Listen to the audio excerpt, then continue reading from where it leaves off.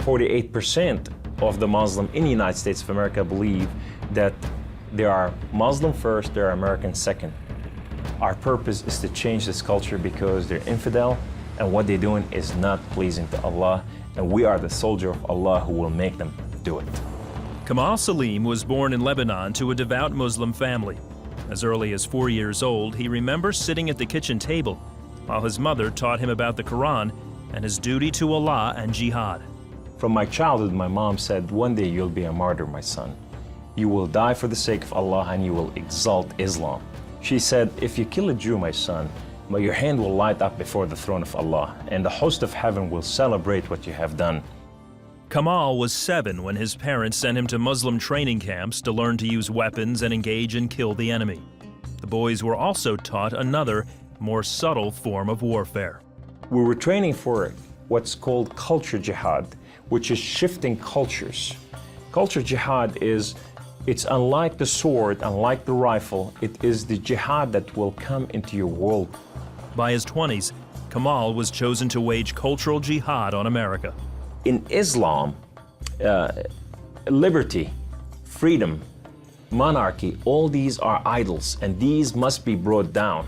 So the liberty that you have in the United States of America, it's anti-Islam, so America must be changed. So I moved to the Bible Belt specifically.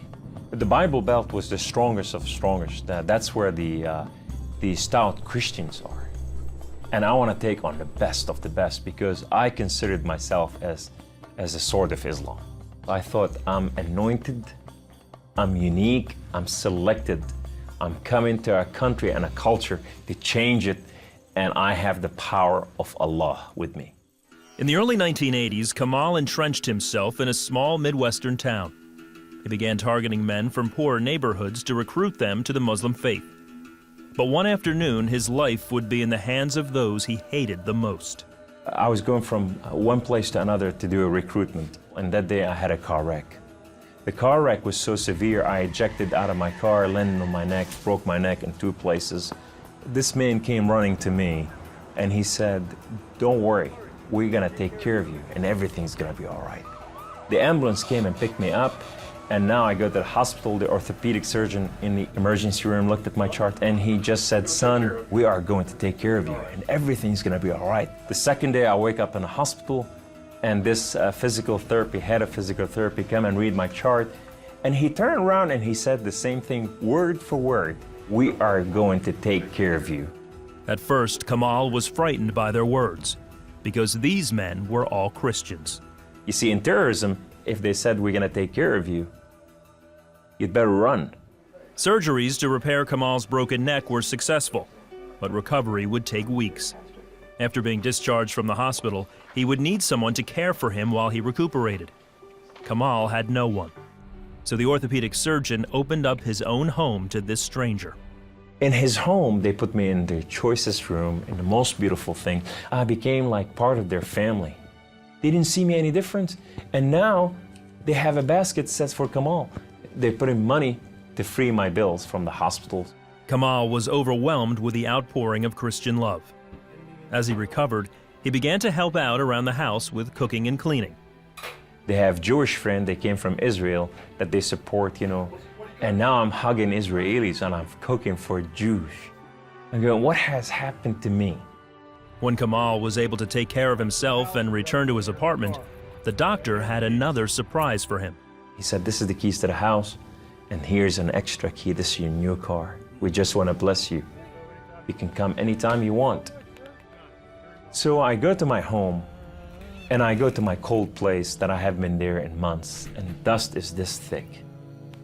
And I just gotta settle this issue with my God to know that if it's real or not. So I walk inside, I shut the door, I go right in the eastern window, and I fall on my knees, and I put my hands to the heavens, and I cry up to my God. Allah, Allah, my Lord and my King, why have you done such a thing to me? I'm okay with the car wreck. I'm okay with all this, but why did you put me among Christians? I'm confused. These Christians and Jews, they're good people. There's nothing wrong with them. They don't want to kill us. They're not the same thing that I learned about them. Allah, these people have relationship with their God. These people, they cry out to the God and they answer them. I want to hear your voice. I want to hear you love me. If you're real, speak to me. I want to hear your voice. Guess what Allah said that day? Absolutely nothing. Kamal felt that because he questioned his faith, the honorable thing to do was to end his own life.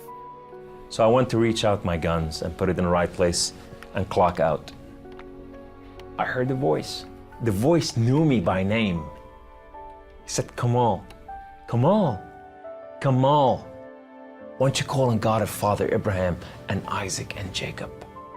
And now I fell on my knees and I put my hands to the heavens immediately as I heard the voice, and I cried out with every fiber within me, God of Father Abraham, if you are real, would you speak to me? God of Father Abraham, if you are real, I want to know you. Well, God of Father Abraham came to the room, and he filled the room with his glory, and his name was Yahweh. The Lord is one. In his hand, he has holes in his hand. He has holes in his feet. His name is Jesus. I said to him, who are you, my Lord? Who are you? He said, I am that I am. I said, I'm a simple man with a simple mind. What is that supposed to mean? He said, I am the Alpha. I am the Omega. I am the beginning. I am the end. I am everything that is in between. I have known you before I formed the foundation of the earth. I have loved you before I formed you in your mother womb. Rise up. Rise up, Kamal. Kum. You are my warrior. You are not their warrior. And I said to him, I said, my Lord, I will live and die for you. He said, do not die for me. I died for you that you may live. That day, instead of taking his life, Kamal gave it to Jesus. He now has a new mission and travels the country challenging Muslims to question their allegiance to Allah. My heart desire is to reach out for my brothers and sisters, the Muslim out there, 1.5 billion Muslim, that they are living out there and they have not tasted freedom, and that freedom in God.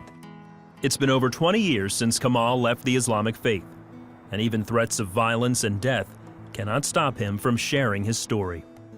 He is real, and if you never experienced God before in your life, if you never tasted God, and if you think you got nothing to lose, when you're sitting in your home, whether you're a Muslim or a non-Muslim or a non-Christian or whatever you are, say, call on God of Father Abraham and Isaac and Jacob, and say, if you are real, speak to me, I want to hear your voice.